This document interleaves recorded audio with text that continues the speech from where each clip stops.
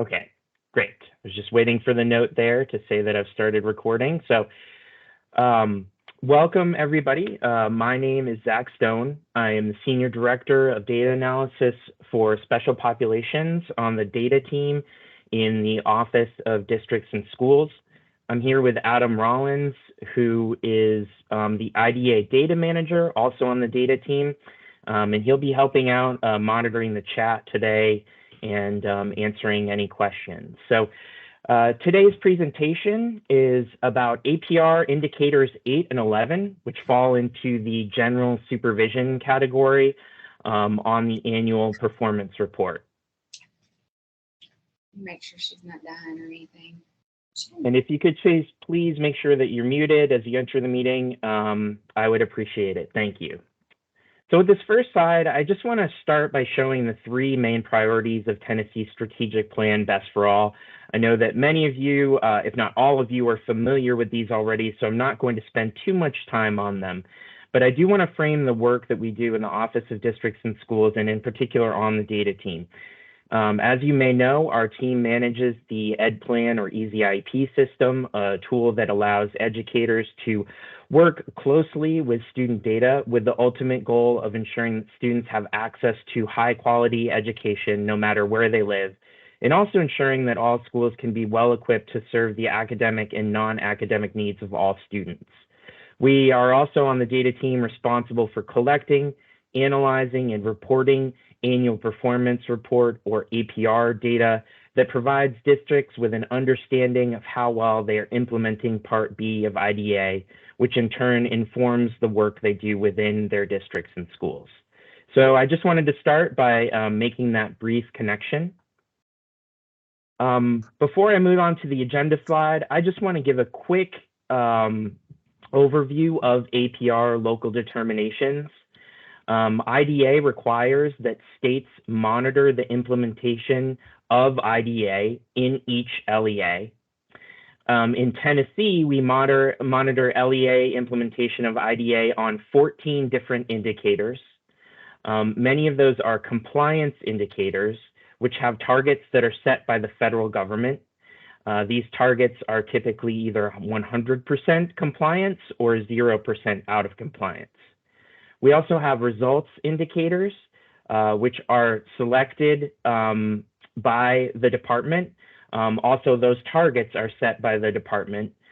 We review past data, look at trends in the data to make both rigorous and achievable goals for those particular indicators. LEAs earn points for each indicator based on meeting the target and/or demonstrating year-to-year improvement. And those total weighted points earned are divided by the total possible weighted points to generate a final score, which is a percentage, and make the overall determination for the LEA. So just wanted to set the stage a little bit about our APR local determinations process in general. So on today's agenda, again, we are looking at indicators under the category of general supervision. The first of which is indicator 8, parent involvement, and the second is indicator 11, child find. So for each of these indicators, we will be reviewing the definition, the data source, and the calculation. We will also go over how to pull the necessary reports and calculate each of these indicators on your own in the district. And then we'll also provide the targets for the next 5 APR years. So the goal of this presentation is really to give districts the tools that they need to own and review their own data at any point throughout the school year. So I'm going to start with indicator 8, parent involvement. And I'll also mention here, I'm going to stop briefly at the end of each of these sections for any questions that arise. Feel free to, at that time, to unmute yourself or put a question into the chat, and we will address questions at the end of each section, or also at the end of the presentation, there will be some time for questions as well. So we'll start with indicator 8, which, as I mentioned, is parent involvement. First, the definition. This is defined as the percent of parents who report that schools facilitated parent involvement as a means to improve services and results for students with disabilities. That is the exact language in the APR measurement table. It's also aligns with the language that we actually ask on the survey. So we're actually directly asking parents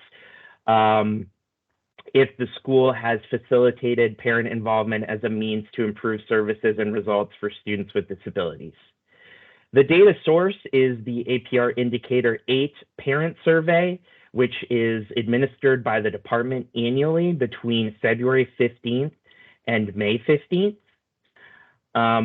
Not all districts participate in the survey every year. It is for most districts on a 4-year rotation. So we only provide it to a sample of districts each year. If you have been selected in a particular year for administering this survey, you would be notified by our partner, ETSU, East Tennessee State University, in December that you have been selected for participation. At that point, you will receive materials. It is a paper survey that is distributed to districts in January, and which in turn is distributed to students. So you would receive that survey in January. It would need to be distributed to students by February 15th, and then districts have until May 15th for parents to complete that survey. And then the calculation, it's fairly simple. Using the district survey results, and I'll go over an example of the results that you would receive after administering the survey. Using those results that are uploaded to our ePlan system with the notification of APR local determinations, we're looking at the parents who agreed or strongly agreed with question 1 on the survey. And again, that first question is asking whether or not schools facilitated parent involvement as a means to improve services and results for students with disabilities, divided by the total number of parents who responded to question 1. So we're looking at parents who agreed or strongly agreed with question 1. That would be either a 4 or a 5 selection on the survey. 4 agree, 5 strongly agree, divided by the total number of parents who responded to question 1. So in terms of calculating, you're actually just pulling this percentage directly from a results breakdown that we give to you in the ePlan system. So I'm actually going to be doing some switching of screens here and show you what that results breakdown looks like. But first, in terms of how you navigate to that results breakdown, it is, again, housed in the ePlan system. You would need to go to the LEA document library for the applicable fiscal year. This can be a little confusing. The fiscal year aligns with the year in which your district received its determination. So for example, the FFY federal fiscal year 2020 APR, which looks at data from the 2021 school year, was received by districts in January 22, which falls in FY 22. So you would actually be looking under the FY22 folder, and within that, you should see the arrow here is pointing to a folder that's called Specific Indicator Data. If your district did participate in the Indicator 8 survey, then you would be able to find the results breakdown there. So I'm going to share something different just for 1 second here.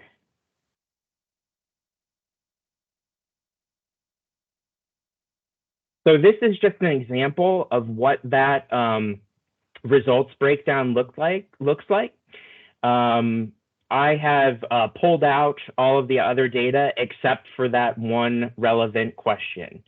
So really, you're going to be looking at this percent agree for question number 1. As I mentioned earlier, that question is, as a parent caregiver, my child's school gives me opportunities to be involved as a means of improving services and results for children with disability. So your Indicator 8 score percentage depends solely upon this first question in the survey. So you can see here that in this particular example, there were 314 surveys distributed to parents in the district. There were 47 parents who received or that completed that survey for a response rate of about 15%. Now, all 47 parents responded to that first question with 89.4% parents of agreeing that the child's school gives them opportunities to be involved as a means of improving services and results for children with disabilities. And then we also provide the mean score as well, just for your district's reference. Again, a score of 4 is agree, a score of 5 is strongly agree. So you can see here that with that 89.4% agreeing, there was a mean score of 4.37. We also provide the state target, so districts can compare. You can see here that the state target for the last determination year was 83.35%. There were 89.4% of parents agreeing. So this particular district did meet the target for this indicator. So now I'm going to go back to my presentation screen here.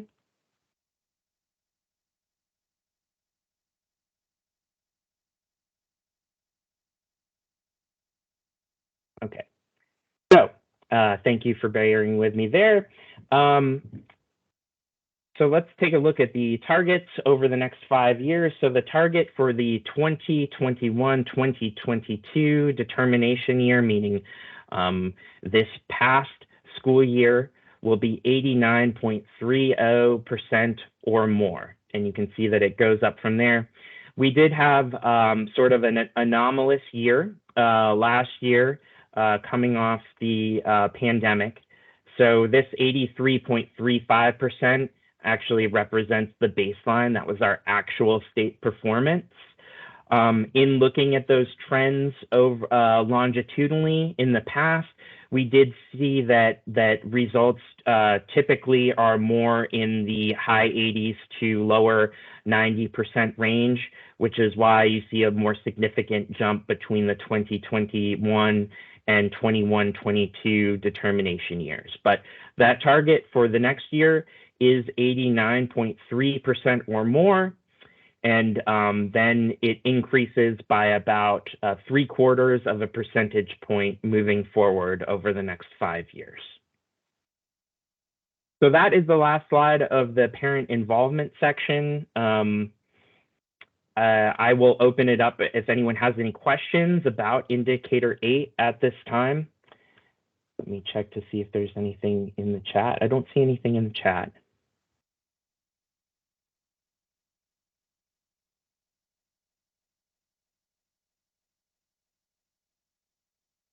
Okay, so I'll move along. And again, we'll have some time at the end of the presentation to answer some questions as well, if you do think of something between now and then. So next, we're going to move on to Indicator 11, which focuses on child find. The definition of Indicator 11 is the percent of children who were evaluated within 60 days of receiving parental consent for initial evaluation, or within a state established timeframe if the state has one in place. So indeed, in Tennessee, we are using that 60-day timeline, and we use the period of initial consent to eligibility determination. We use that eligibility determination as a marker for the end of the evaluation. So we are looking at the time between initial consent and eligibility determination to make sure that falls within that 60-day timeline. The source of the data is the final initial eligibility 60-day report, which will be generated in EdPlan EasyIP on September 1st. I know that many of you are working on your end of the year reports right now, and you are generating that initial eligibility 60-day report to look at students and making sure that they are falling within that 60-day timeline. So Those are the report. You are just looking at the regular version of that report right now, reviewing your data, certifying your data, and then that final version will be generated on September 1st, and that's what we will be using for the calculation of indicator 11. So with that calculation, as I mentioned, using that report, we are looking at, in the numerator, the students who met the 60-day timeline and are in compliance, divided by, in the denominator, the total number of students who either received initial consent and an eligibility determination in the district, the total number who received initial consent in the district but transferred to a different district after the end of the 60-day timeline, or students who received initial consent in a different district and transferred into the district before the end of the 60-day timeline. So I just want to, make a distinction between that. So again, we're looking at any students who received both initial consent and eligibility determination in your district. We are looking at those students who received initial consent, but then moved anytime after that 60-day, because those remain the district's responsibility if they moved after the conclusion of the timeline. And any students that receive initial consent in another district and move into a district during the 60-day timeline, because those become the district's responsibility if a student moves into the district prior to the conclusion of that 60-day timeline. So I know there is a lot of information on this slide. This is about calculating indicator 11 for your LEA. So instead of just reading through this, I'm actually going to share a couple different things here and show it on the screen. But the first bullet focuses on pulling the report that you would need to be able to review whether or not your students are meeting the 60-day timeline. Again, many of you are likely familiar with this as part of the end of the year reports. I know that many of you have probably generated this report already, so feel free to pull it down, take a look, follow along if you want to. But I'm going to take you through each of these bullets, showing you both within the Easy IEP system how to pull the report, and then on the actual report, how to filter to ensure that your students are in compliance. So just bear with me again for 1 second while I switch screens here.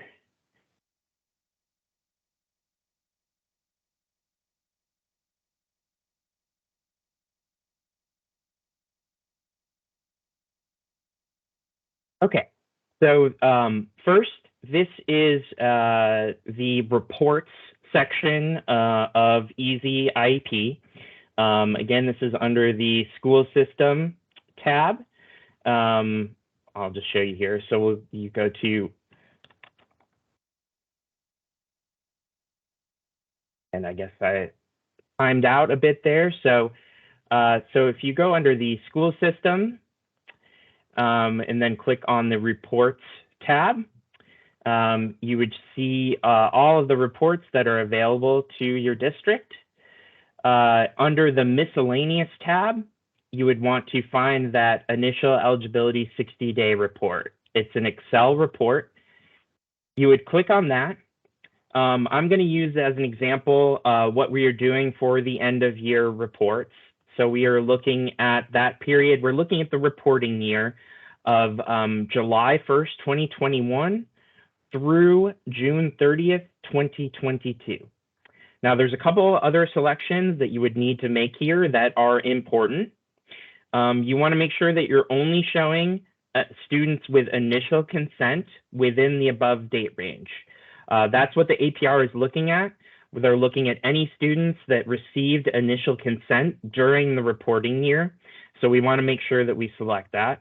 You also want to make sure that you exclude students with an out-of-state transfer. They are not included in this calculation for indicator 11. So if you have a student that came in and you've created an out-of-state eligibility, they would not be included in this report. If you want the report to generate immediately, you can leave the state to run blank, and then you would just hit the generate report button. So now I'm going to switch to another screen here and show you what it looks like once you've actually pulled that report.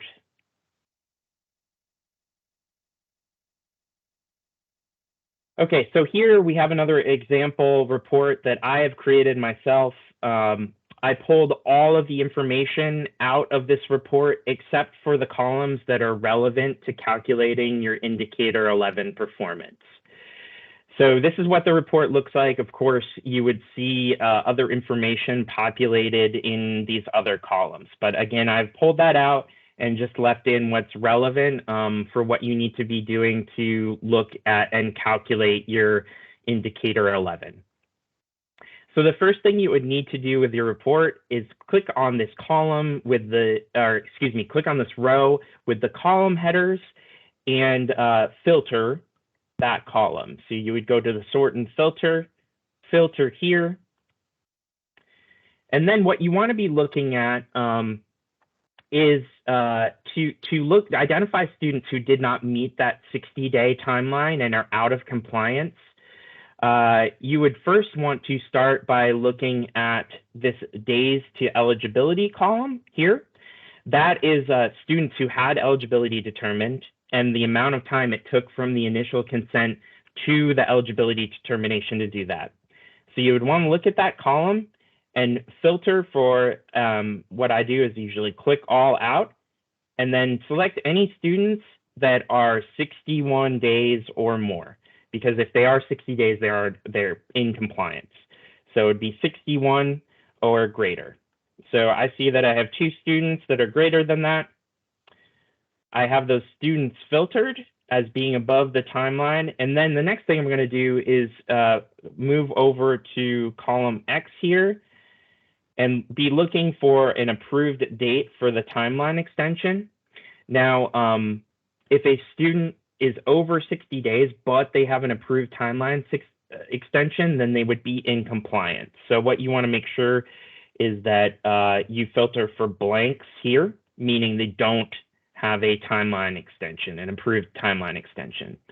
So in doing that, I can see that I have 1 student that did not have their eligibility determined until 129 days after initial consent, and therefore that student would be out of compliance. So next, I'm going to look at students who did not meet the 60-day timeline, but still have open evaluations. So I'm going to go ahead and clear my filter here. This is in column M. If you have any numbers showing up in column M, that means that is the count from when the initial consent was received until the current date. So if you have open evaluations, the count would be showing in this column M here. So this is pretty simple. There's only 1. I'm going to filter for that 65 days. I'm going to go over and check. They do not have an approved timeline extension. So that means that the student is out of compliance and they still have an open evaluation. So that would need to be addressed immediately by the district. You can also use this column if you do want to keep track of students who have open evaluation. So if there are other counts in here that are below 60, you can filter for those, and those are all students that have who have an open evaluation but who are still in compliance. So that's an easy way to keep track of students who have an initial consent but and are still within the timeline, meaning students that you would need to make sure that you complete the evaluation within that timeline for. So I will go back to sharing the presentation here. Again, you all will have access to the slide deck after the meeting. This is basically everything that I went through in the report. I was just showing you. So again, I pulled that report down from Easy IEP. I identified the students who did not meet the 60-day timeline and are out of compliance. and who also did not have an approved timeline extension. I identified those students who still have open evaluations and are out of compliance. And then we didn't have any in this particular report, but you would be able to look at those students who have open evaluations. They're still within the 60-day timeline. So as I mentioned in the beginning of the presentation, there are compliance indicators and there are results indicators. Child find, or the 60-day timeline, is a compliance indicator. Therefore, the target will always be 100%. So if you are looking through your report and you find that you have just one student who did not meet that timeline, then you would not be meeting the target for indicator 11. And just generally speaking, districts should ensure that all students who receive initial consent prior to June 30th have an eligibility determination by August 31st, unless that student has an improved timeline extension. So again, we pull that final report on September 1st. We are looking, but the 60 days, if you have a student who received initial consent at the end of June, you would still need to ensure that eligibility determination is completed by that time that the final report is run on September 1st to ensure that they are within that 60-day timeline. And before I move to any questions about what you just saw, here is our contact information. Again, my name is Zach Stone. Adam Rollins, who's also on the call, is the IDA data manager. We can answer any of your questions about the APR indicators, or if you are having some issues with the reports that you're pulling, part of the end of year reporting process that you're pulling to certify your data for the APR indicators. We are happy to help with any of those. I know that we have been troubleshooting with many of you around a few of the reports and helping to make sure that you have accurate and valid data in your district. Also, Sharon Ordway, with I know that many of you all interact with her on a regular basis. She is our Easy IEP Help Desk Coordinator, and we have her email address there. But the easiest way to get in touch with her is through the Easy IEP message board within the Zendesk system. With that, I will open it up for any questions. Once I've answered those questions too, and I'm actually going to just throw up this slide so you have it too. We do have a very short feedback survey. If you don't mind completing the survey about today's presentation, you can either type in that link to your web browser, or there is a QR code that you can bring up on your mobile phone to fill out that very short feedback survey. We would very much appreciate it. We do take a look at the data we receive from these feedback surveys and use it to improve our future webinars. So with that, I will leave that feedback survey up, and I will open it up to any questions that you all might have.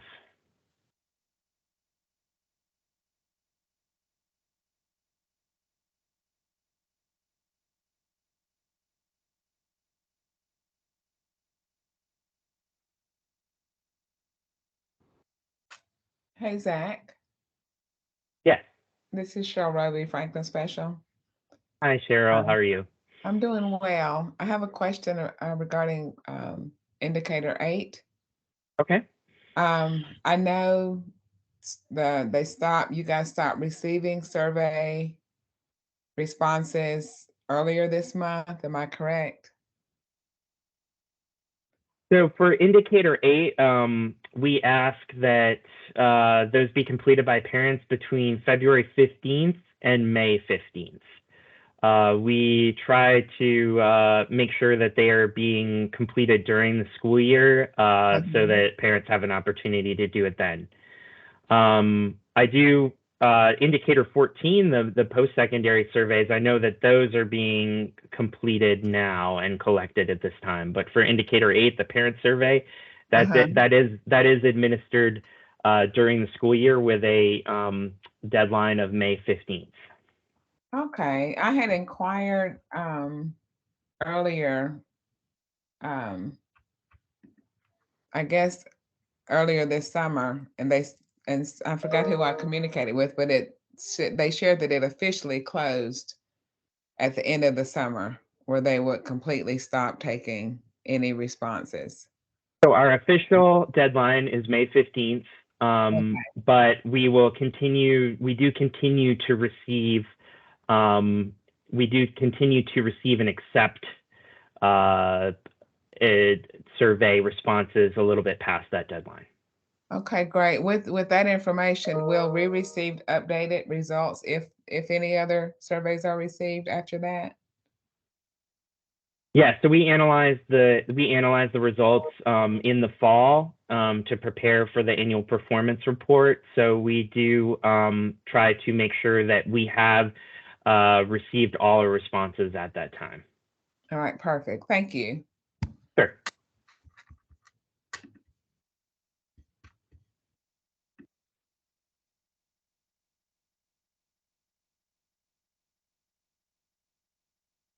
Do we have any other questions about either indicator 8 or indicator 11?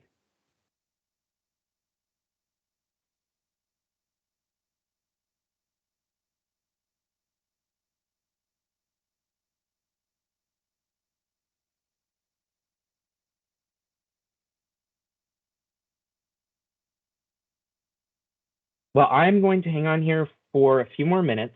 I think I'm going to stop the recording at this time, but I appreciate you all taking the time to attend this webinar this morning. Again, you have our contact information if you have additional questions. And also, I should mention that we have a series of other webinars coming up. The next one is on September 9th, Friday, September 9th.